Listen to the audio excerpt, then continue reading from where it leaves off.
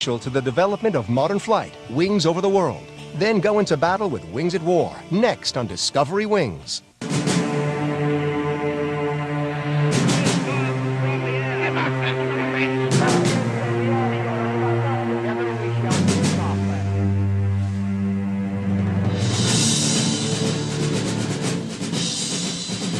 In the 1980s, the Soviet Union introduces the MiG-29 Fulcrum to the West. It is an awesome machine, powerful, fast, and agile. Today, the MiG-29 remains among the top fighters in the world, but it belongs to the last generation of Soviet aircraft design.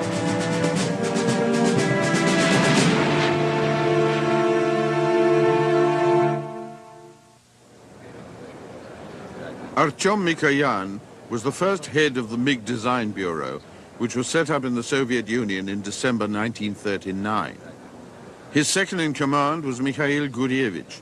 The name MiG comes from a combination of the initial letters of their two names. In World War II, they produced the MiG-1 and the MiG-3 piston-engine fighters, but it wasn't until the post-war years when they began to develop jet aircraft, the MiG-9 and the MiG-15, that their design bureau began to become a legend. In the 1950s and 60s, their aircraft dominated the Soviet fighter inventory and caused Western defense authorities many sleepless nights. By 1969, Mikhail Gurievich had retired, and ill health forced Artyom Mikoyan to leave his beloved bureau forever. His last project was the MiG-23, the workhorse Soviet fighter of the 70s. Rostislav Belyakov took over as head of the bureau, which was now renamed Mikoyan. Belyakov had been working with MiG since 1941. He was a graduate of the Moscow Aviation Institute. One of his first jobs with MiG was helping to modernize the armament system of the MiG-1 and MiG-3 fighters. After the war, he became manager in charge of developing the landing gear for the MiG jets. It could be a challenging job. The Soviet Air Force always placed great emphasis on the need for robust landing gear that could survive the most primitive airfields.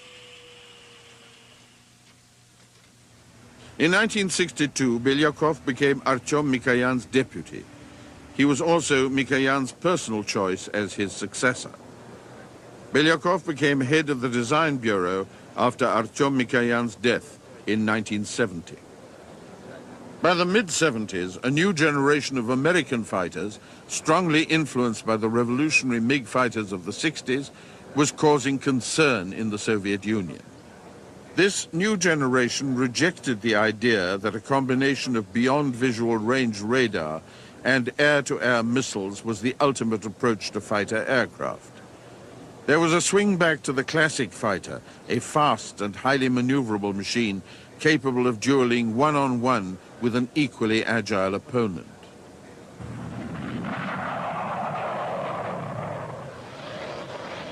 The US Navy's Grumman F-14 Tomcat was designed for fleet defense. It was by far the largest of the new fighters. Like the MiG-23, it had variable geometry wings to give it good high and low speed performance. It was not as light and maneuverable as the American fighters that would follow, but it was a step in what Soviet authorities saw to be a new direction.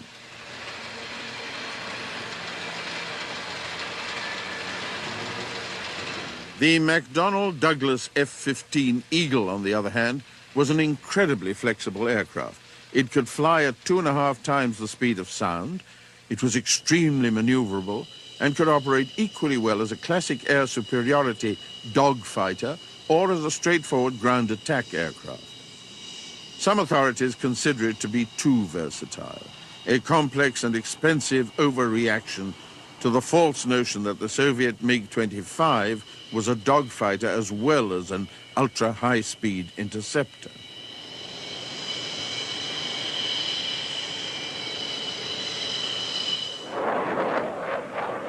The General Dynamics F-16, though, was a pure dogfighter in the traditional sense. It was light, highly maneuverable, and much less complex and expensive than the F-15 to produce. It could also be adapted quite successfully for ground attack. It was in the price range of many Western countries looking for a straightforward, effective fighter aircraft, and the Soviets knew it was likely to be manufactured in large numbers. The fourth of this group of new fighters was the McDonnell Douglas Fa-18 Hornet.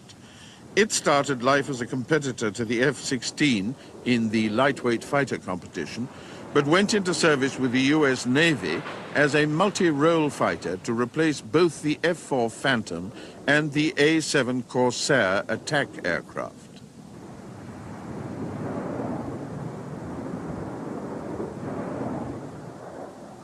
At the time, the workhorse fighter of the Soviet Union was the MiG-29, still a member of what was considered to be the third generation of jets.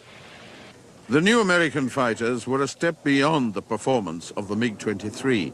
They formed a fourth generation of fighter evolution. Soviet authorities watched their development closely, knowing that in some way they would have to make a move to counter the growing American superiority over the Soviet fighter force.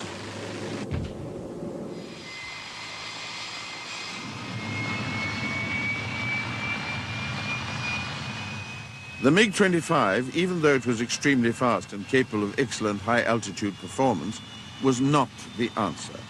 It was an all-out interceptor, and no amount of modification could transform it into a dogfighter.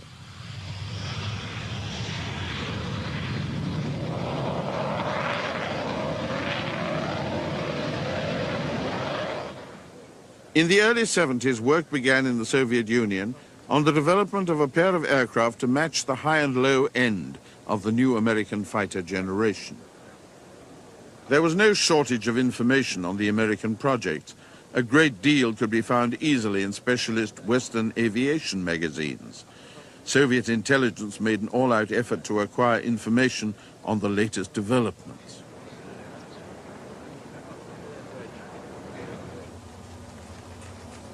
The Mikoyan company's design team was originally headed by Alexander Chumashenko. Vano Mikoyan, Artyom's nephew, was deputy chief designer. The Mikoyan design team job was to develop a fighter to counter the F-16. At the same time, the Sukhoi Bureau was working on a larger, more complex, and more expensive aircraft in the style of the F-15. The Mikoyan Bureau's fighter would be called the MiG-29 and the Sukhoi company's the Su-27.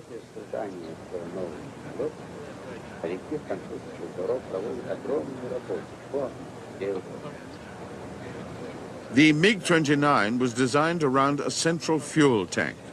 The whole structure did not have a fuselage in the traditional sense. The central section was designed as a lifting surface, generating 40% of the aircraft's total lift.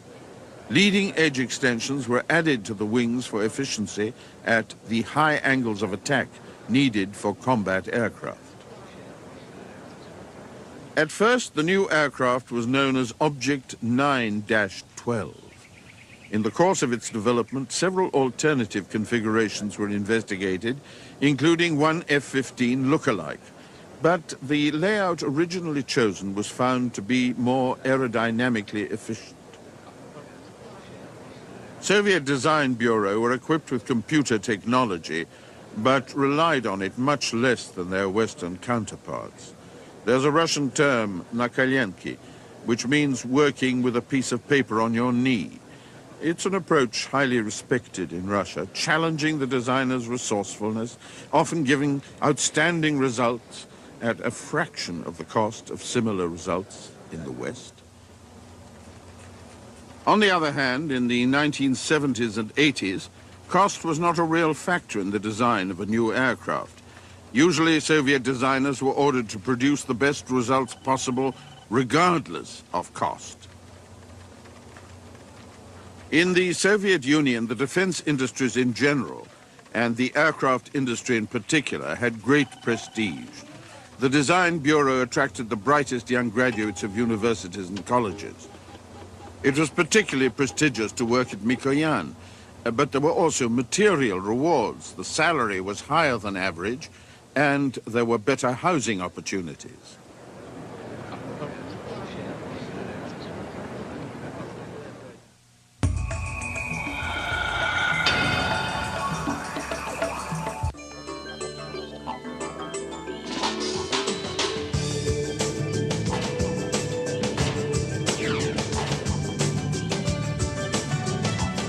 You're watching the Discovery Wings channel. The Discovery Wings channel is rolling out the red carpet. Get ready for Celebrity Wings. Join us for a who's who of high-flying headliners. Famous faces from all walks of life with a passion for flight. I just love the feeling of speed. Escape from the public eye and into the wild blue yonder. This fall, we're following the stars in the sky. Celebrity Wings. Mondays at 9:30, only on the Discovery Wings channel.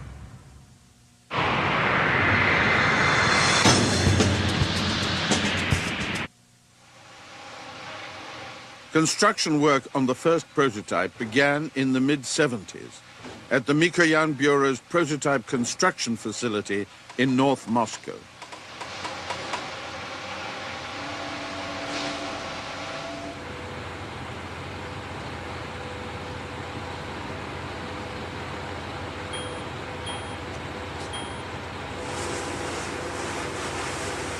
It was built using conventional stressed skin aluminium construction.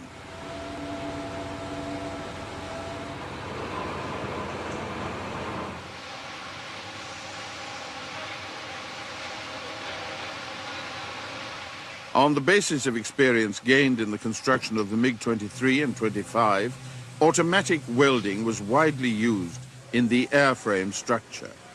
It made production much less labor-intensive than riveting.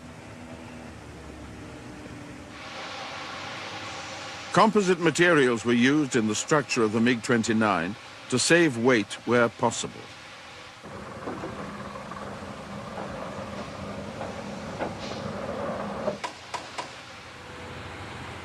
Comprehensive load tests were carried out to make sure that the aircraft could stand the great stresses of dogfighting. It was designed to withstand more than 12 Gs, 12 times the force of gravity.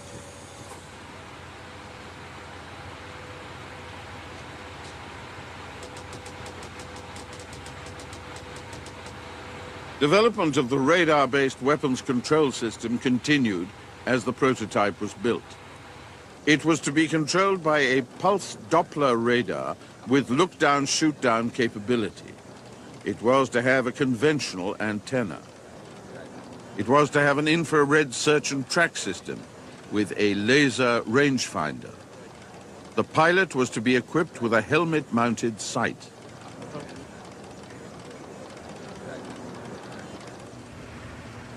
Four different Soviet aviation research institutes advised on aerodynamics, jet engines, construction materials, and weapons and electronics.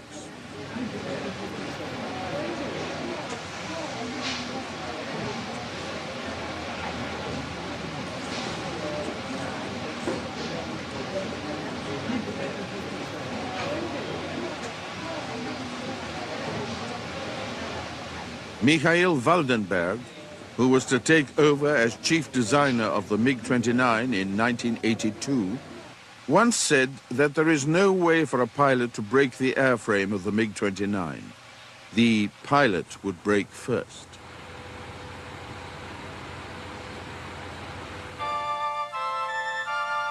This is the first prototype of the MiG-29. It's now on permanent display at the Monino Air Force Museum near Moscow. The prototype's nose wheel was in front of the jet intakes. It had to be moved back on production models so that it wouldn't throw mud or dust from dirt runways directly into the engines.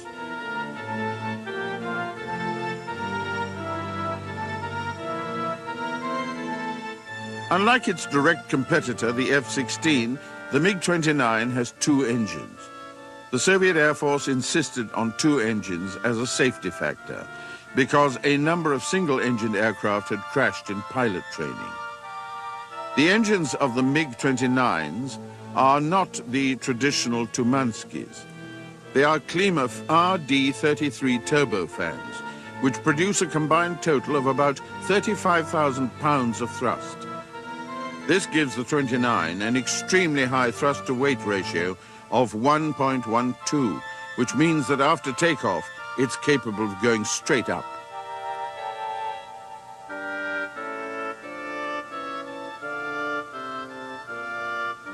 The two engines are separated by a large air brake, and in the center of the air brake, there's a compartment that houses the drag chute, released on landing to slow the aircraft down.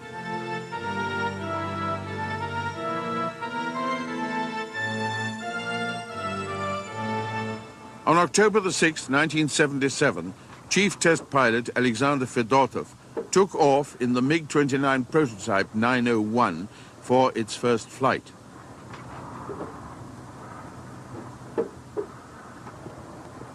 This flight was uneventful, but later in the test program, crashes would seriously injure both Fedotov and another test pilot, Valery Menitsky. After the first flight, there was the traditional Russian ceremony in which the test pilot is thrown in the air.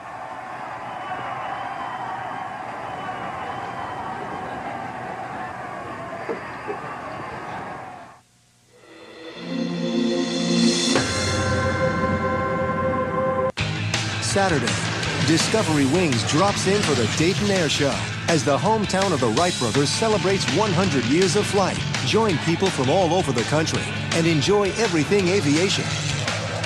We give you a front row seat for mind-blowing stunts and an up-close glimpse at the historic planes at one of the biggest air shows in the world.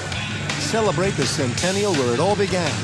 The Dayton Air Show, Thunder in the Sky, Saturday at 8 on Discovery Wings.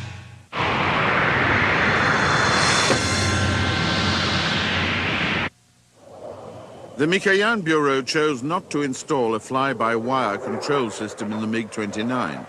They considered that fly-by-wire technology, in which a computer interprets the pilot's control movements before passing them on electronically to the controls, was not yet mature enough in the Soviet Union. But the MiG-29's control system is not simply mechanical. It is intelligent to some extent, a step halfway between a traditional control system and fly-by-wire. Soviet pilots consider lack of fly-by-wire is not necessarily a disadvantage. They point to examples where pilots have been killed because the computer would not let the pilot pull high enough G-forces to get out of trouble. They say that fly-by-wire makes an average pilot better, but they say an excellent pilot will get more from an aircraft without fly-by-wire. The Klima jet engines of the MiG-29 have high thrust and relatively low fuel consumption, but they are smokier than their Western counterparts. Western pilots say that smoke gives away an aircraft in visual combat at longer range, but the Soviet Air Force never seemed to be concerned about it.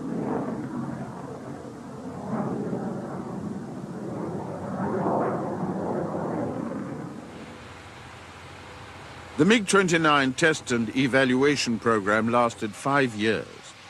It wasn't until mid-1982 that initial production began at the huge Gaz-30 plant in Moscow, about 3 miles away from Mikoyan headquarters. Unlike Western aircraft manufacturers, Russian Design Bureau are just that. Apart from building prototypes, they are not a combined design and production facility. Under the system developed by the Soviets, there is the Ministry of Aircraft Industry, the Design Bureau, and separate production factories. Although Mikoyan has no production facility of its own, traditionally, manufacture of MiG aircraft has begun at Gaz-30. 30,000 people work at this plant. 3,000 of them don't manufacture aircraft.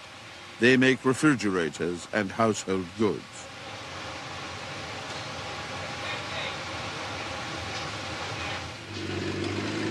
The first operational MiG-29s began to reach Soviet Air Force squadrons in August 1983.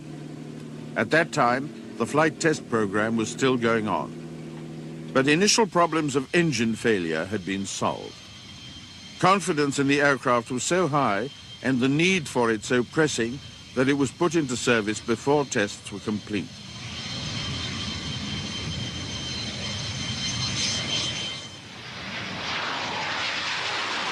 The first production aircraft was supplied to the Kubinka Air Regiment, located about 40 miles west of Moscow.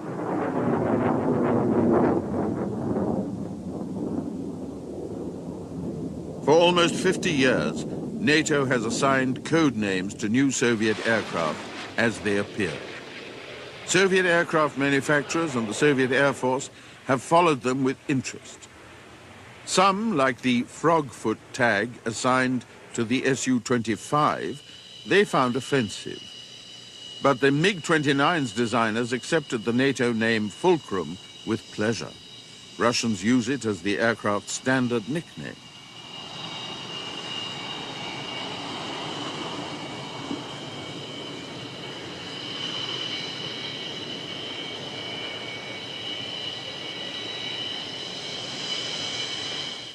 A two-seater trainer version of the MiG-29, the MiG-29UB, was manufactured in the city of Gorky, 200 miles east of Moscow, where both the MiG-25 and 31 were produced.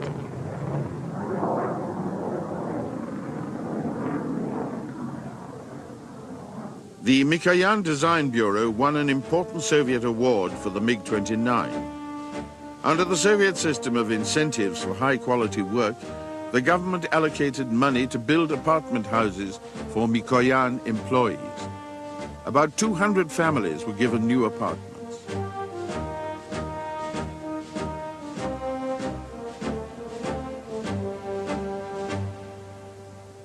In 1984, Mikoyan's chief test pilot, Alexander Fedotov, was killed when he was forced to eject at high altitude after his engine exploded. He was succeeded by Valery Minitsky, who had been his partner throughout the test program of the MiG-29.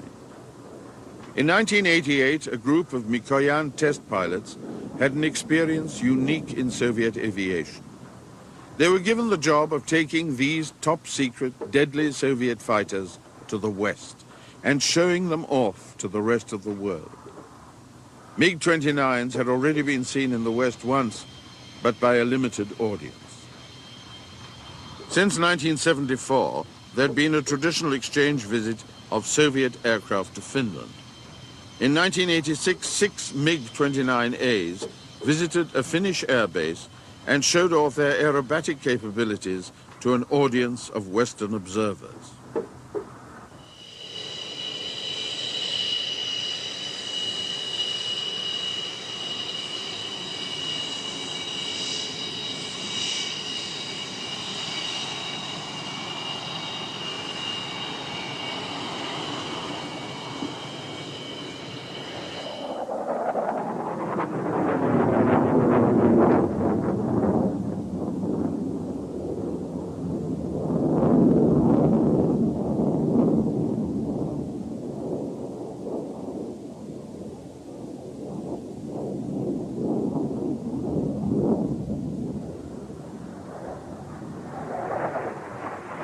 The 1988 expedition was to a much larger forum, the Farnborough Air Show in England. Mikoyan pilots Anatoly Kvochur, Roman Taskayev, and Yuri Yermakov were chosen to fly a MiG-29A single-seater and a MiG-29UB trainer to England via Wittstock in East Germany.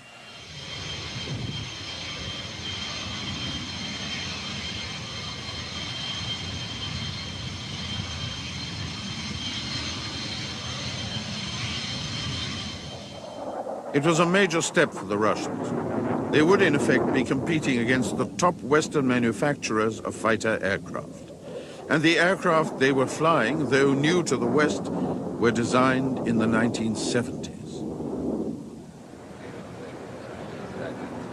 Taskayev, Kvochur, and Yermakov took off on the last leg of their trip to England and were escorted into British airspace by Tornadoes of the Royal Air Force.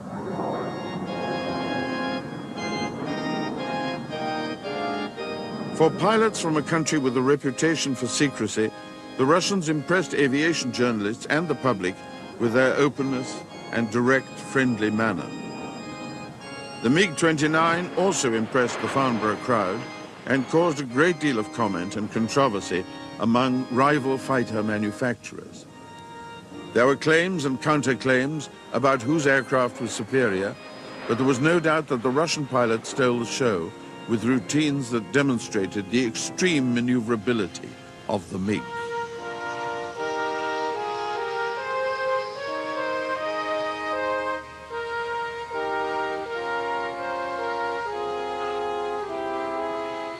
Aviation experts and laymen made the most of the opportunity of seeing state-of-the-art Soviet aircraft at close quarters. Given the intensity of Soviet relationships with the West in the post-war years, it was extraordinary to see an American General Dynamics F-16 parked right next to its Soviet rival.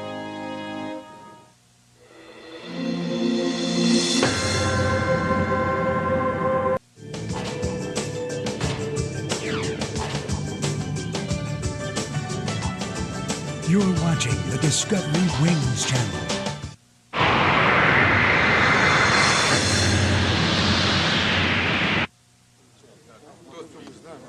There are two aerobatic teams in the Soviet Air Force, both based at Kubinka, outside Moscow. These pilots are the Swifts. They fly MiG-29s. The other team is the Russian Knights.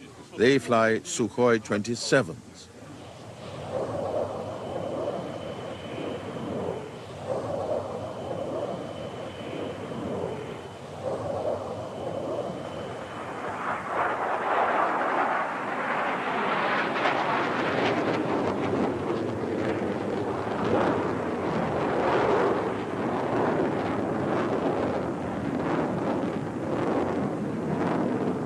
The Swifts fly a mixture of single and two-seater MiGs, generally in a group of 6, with a 7th aircraft flying solo.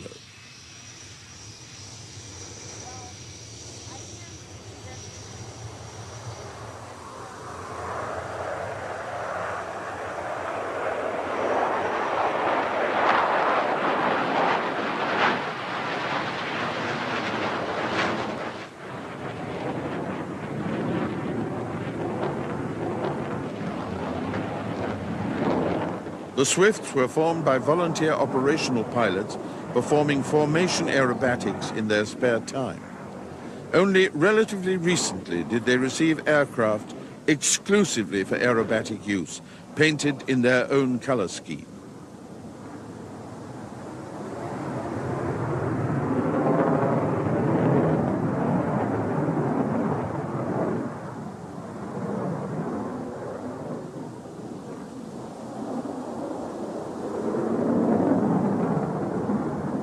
Kubinka has always been the Soviet headquarters for formation flying and aerobatics. It's also a showplace where foreign delegations have come in the past to see the best of Soviet aviation.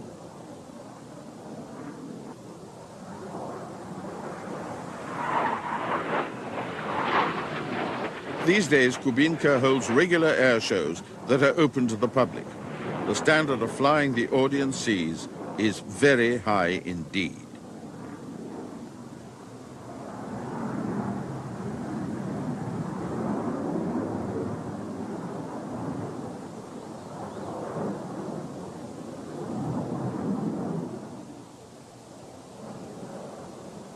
Past Soviet aerobatic teams have used MiG-17s and MiG-21s.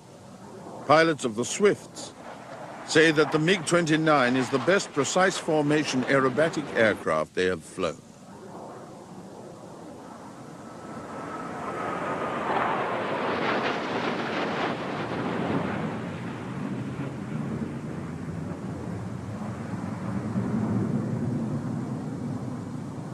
Western pilots who have flown the MiG-29 say it achieves much the same performance as Western fighters equipped with fly-by-wire control systems. They say the higher thrust-to-weight ratio of the MiG and some superior design points make that possible.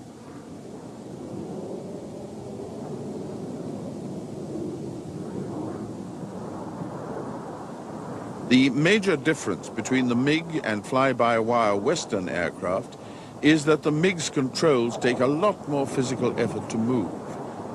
This doesn't mean that you need great strength, but full-time attention has to be paid to factors that in Western aircraft would be looked after by the computer.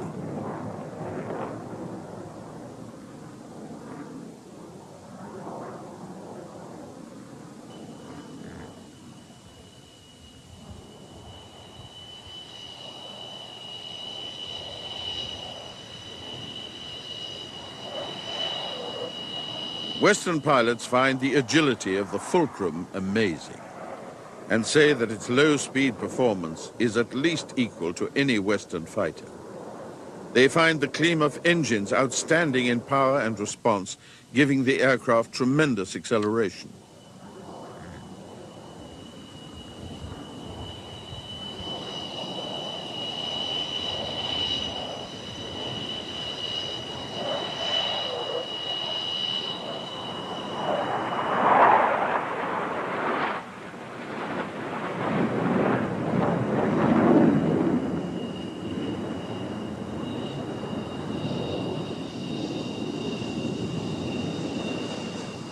In formations like this, the distance between aircraft can be as little as 10 to 15 feet.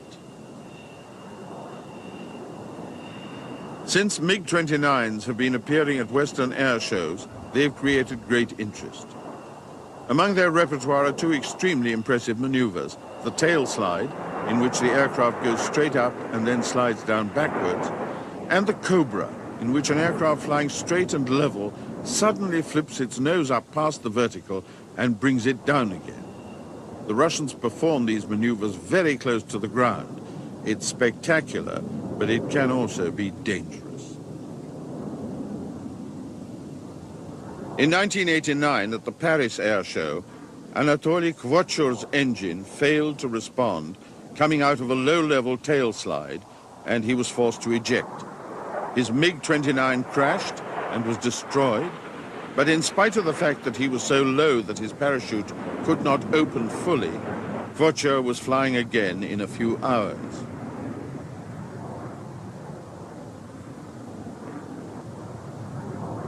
Kvochur says that the sensation of ejection is very smooth. He should know. He was forced to eject once again, this time from a two-seater MiG. Again, he was at low altitude, and again he survived. In 1993, at an air show at Fairford in England, two MiG-29s had a mid-air collision during a display. Again, both pilots survived.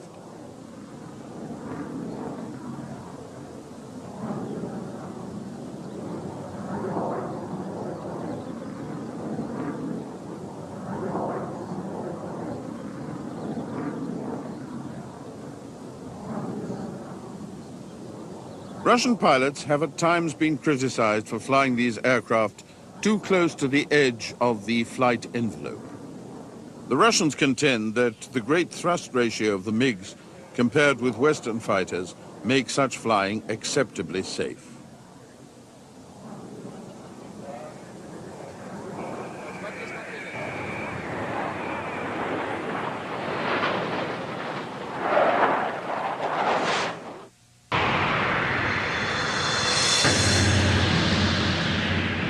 When the sun sets, another world comes to life. At Discovery HD Theater, the new 24-hour high-definition TV channel from Discovery, will take you into the dark and show you things you've never seen before with a quality and detail you've never imagined.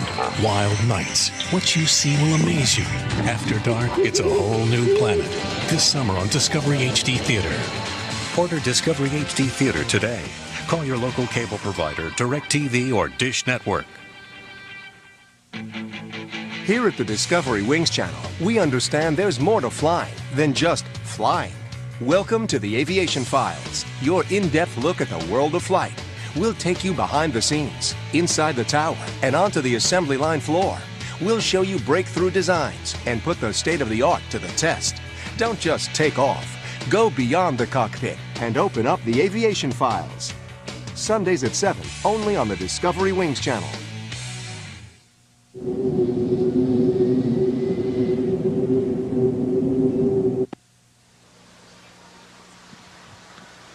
This is the MiG-29's big cousin, the Sukhoi Su-27. It's the top end of the Russian fighter infantry, designed in Soviet days as a counter to the mighty American F-15 Eagle. It's an aircraft of stunning power and performance. It's much bigger than the MiG-29 and weighs 70% more.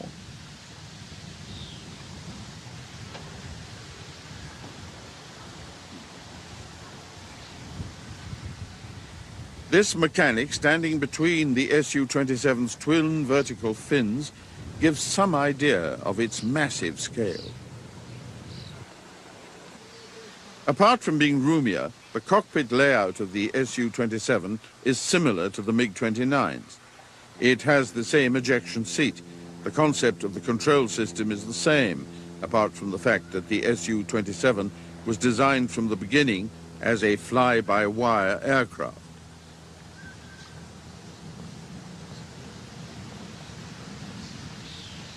The weapons system of the Su-27 is basically the same as the MiG, but the missions of the two fighters are different. The MiG is a frontline fighter staying within 100 kilometers of its own lines. The Su-27 was designed to penetrate deep into enemy airspace.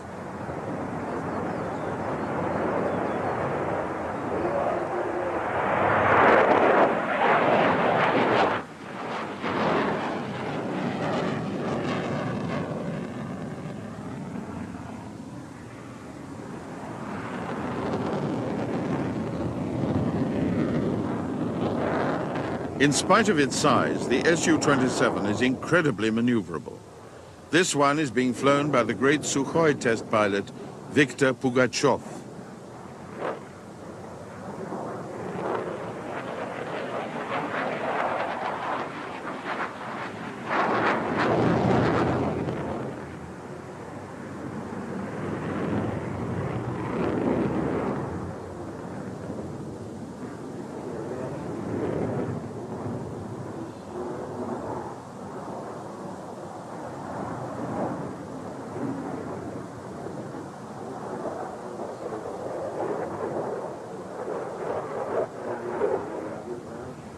Like the MiG-29, the Su-27 can perform the tail slide at low altitudes.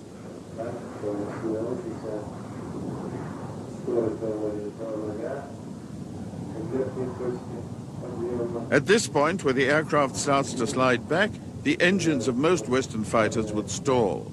On the Su-27, it does not.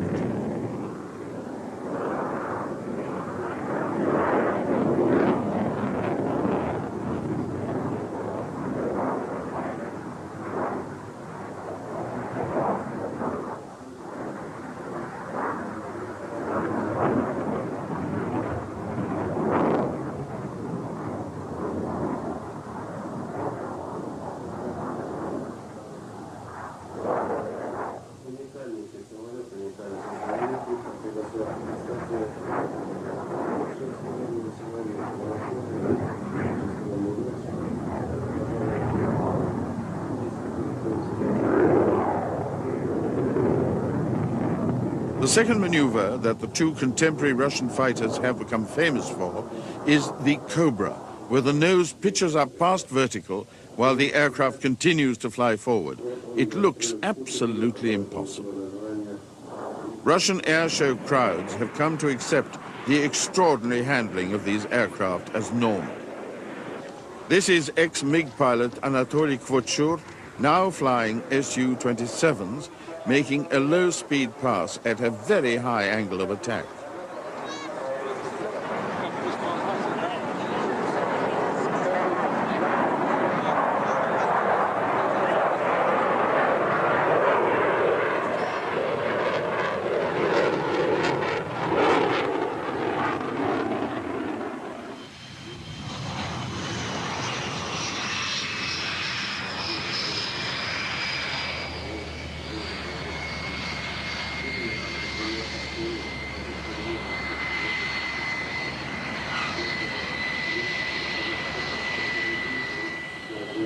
The Su-27 has a large air brake behind the pilot's canopy. It can be used in flight for rapid speed changes as well as for landing.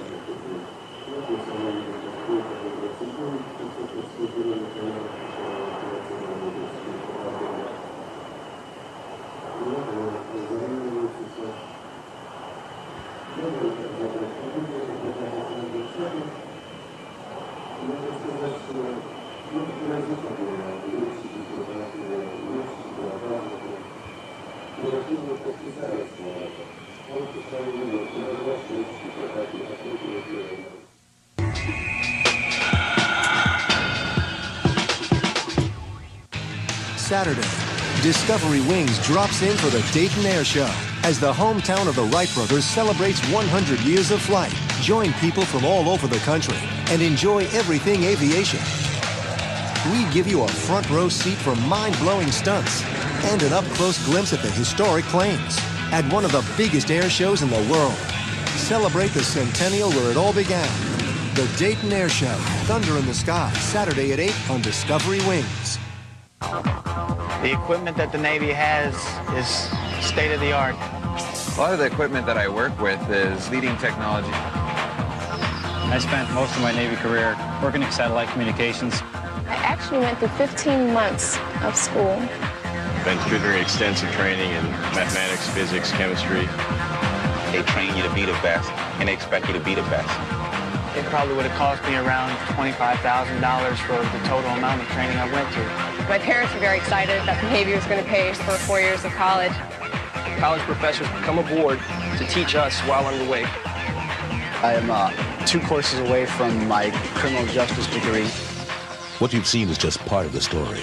Call this number now for your free 12-minute video and see how the Navy can jumpstart your life. Check out the jobs, training, and money for college that are waiting for you. My Navy experience allowed me to step right into a respectable and fun job. Navy, accelerate your life.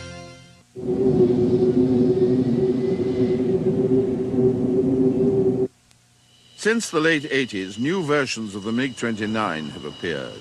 This one is the MiG-29K. K stands for the Russian word karyavelnik, which means naval. The MiG-29K was developed for use on the Soviet aircraft carrier Tbilisi. It has strengthened landing gear, folding wings, and a tailhook. The Soviet Union had no great tradition of carrier-borne fighter aircraft. The standard Soviet carriers were the small Kiev class, which operated only helicopters, and Yak-38 vertical takeoff jets. Design work on the Tbilisi, which at more than 60,000 tons was to be large enough to operate conventional fighter aircraft, began in 1980.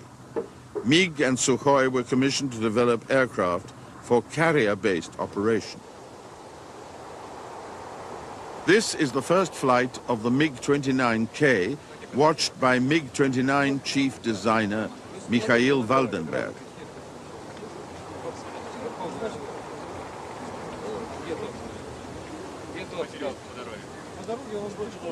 For the MiG-29K, the Klymov RD-33 engines were upgraded. Since it would not be landing on muddy airstrips, there was no need for the fully closing intake doors and the louvered intakes above the leading edge extensions. In the Soviet Union, it was usual to leave prototype aircraft unpainted, revealing details of the structure of the surface. Test pilot for the first flight was Tokhta Abukirov, a native of Kazakhstan. After this flight, Abukirov went on to become the first Soviet pilot to make a conventional landing on a Soviet aircraft carrier. Carrier trials of the MiG-29K, held in November 1989, were successful. These days, things have changed in what used to be the Soviet Union. The Tbilisi is now called the Admiral Nikolai Kuznetsov. Things have changed for Tokhta Abukirov too. Since leaving his job as a Mikoyan test pilot, Abukirov has become the first cosmonaut of Kazakh nationality.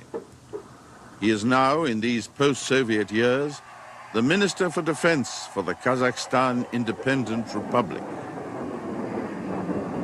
The MiG-29M is another fly-by-wire variant. It carries the Russian equivalent of the most modern Western air-to-air missile. It's called the K-77, and its Western nickname is the Amaramsky.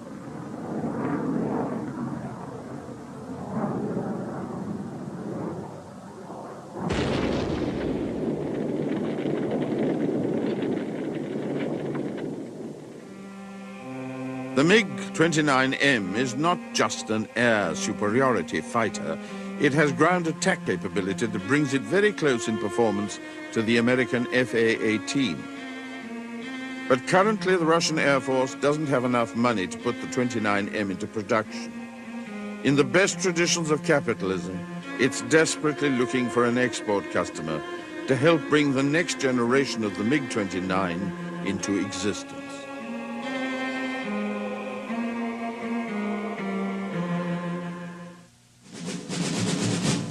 War, greed, politics, and personal hardship. The aerospace industry has endured it all. The struggles, the victories, the stories are next. Wings over the world on the Discovery Wings channel.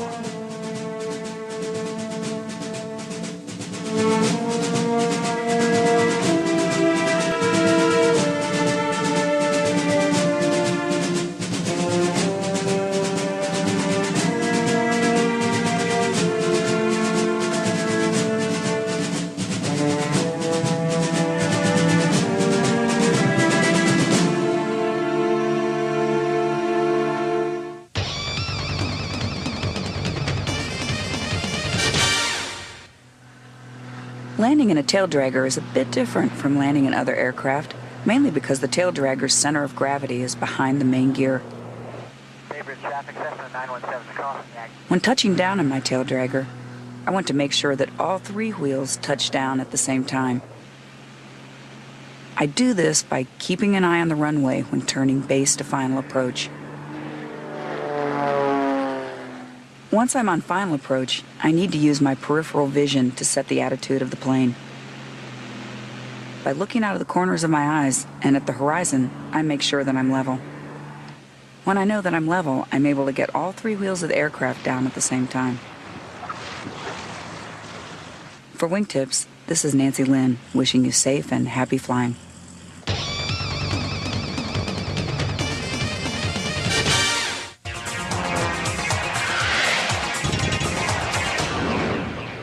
The Lockheed SR-71 Blackbird.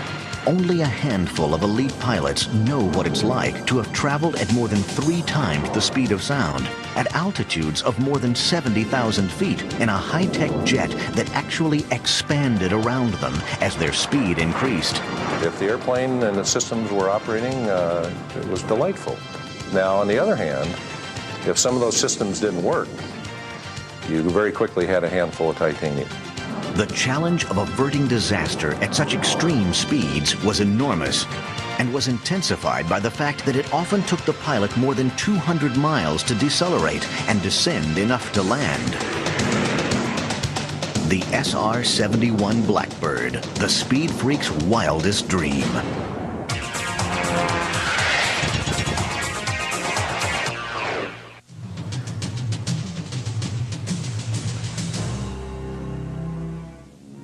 The legendary Chuck Yeager became the first pilot to exceed the speed of sound on October 14, 1947 in the Bell X-1. Aircraft which had approached Mach 1 had experienced severe buffeting in the controls. No one knew for sure what lay beyond the so-called barrier. The small, bullet-shaped X-1 had thin, strong wings and an adjustable horizontal stabilizer. Yeager later wrote, "Leveling off at 42,000 feet, I noticed the faster I got, the smoother the ride. We were flying supersonic and it was smooth as a baby's bottom. Grandma could be sitting up there sipping lemonade." How far had we come and how fast? In 1947, 76-year-old Orville Wright was still alive.